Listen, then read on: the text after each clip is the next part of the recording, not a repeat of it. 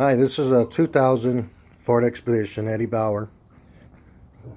It has all the electronics. It has the telescopic foot pedals and the memory seats and things of that nature. When I bought it, I was driving it home. I didn't have any problems. The next day, it started running a little rough. And you could tell that it was missing something, like a misfire. So I took it down to the local auto parts, and I had them put the machine on it so I get an idea what I'm looking at. They told me I had a misfire in my cylinder 8, which is back there. And those aren't actually bad to get to. So once they had an idea what I was looking for on a misfire, they printed out a copy that told me what the most common things were, and the most common was the fuel injector and the solenoid boot, and then and the spark plug. And those that are familiar with that just seen the list, and it's pretty frustrating. But hopefully this will help alleviate some of that stuff for you. So what I did was, once I got that knowledge, I went down to the auto salvage in the neighborhood, and I picked those up, and I tested them with the ohm meter, and they were receiving power. It was where they needed to be.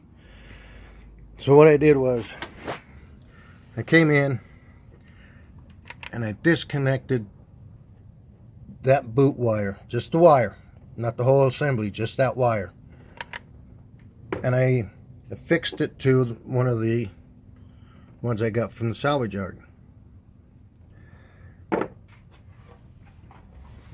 And then I came in and I removed the fuse from my fuel pump, so they wouldn't pump fuel as you're cranking it, because you don't want that to start while you're doing this. So what I did was, once I had that connected into here, I stuck a screwdriver into this end, make sure it had good contact to that coil tip, and then I put it next to this piece of metal, and then my wife cranked it. Plenty of spark. Same thing with the fuel injector, plenty of fuel. So that tells me no spark but fuel, so it's not igniting. So then what I did was, I reconnected everything in the front, and then I went back to the back, and all I did was disconnect the power source to the coil. And I did the same process. I put this one onto the power, and I arced it to the metal as my wife was cranking it. No spark, none whatsoever. And trust, it's not the fuse. If you're lucky, great. But I'm going to tell you and show you what I did. I traced all my wires. I traced them coming off all the PCUs and all that stuff. Couldn't tell you what the names are, but I'm going to be able to show you what my problem was. Hopefully, if you're having a misfire on any of those cylinders, don't have to be the 8, anything that has any power that goes to it. Unfortunately, I was able to source my power to 8, and it was, let me see if I can get this in for you. Let me zoom in. That wire harness back there, I couldn't tell you what it is. I couldn't tell you the name of it. I couldn't tell you what it goes to, how it goes to, or how it feeds the power, or where it's coming from and going to. But those two wires were arcing. They were touching.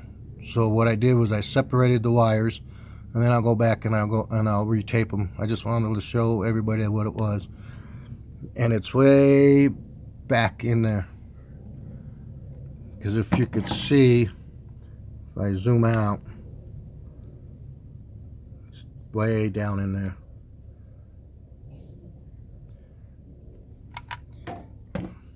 Once I separated those wires, I have no problem, runs great. I'm just going to reassemble it all together now and hit the highway. Just make sure that's what the problem was. Because once I did all that, I started it, smooth idle. Let's see. Whenever you're working on any of your electronics, make sure you disconnect your battery. And then I'll start it up for you and let you hear it.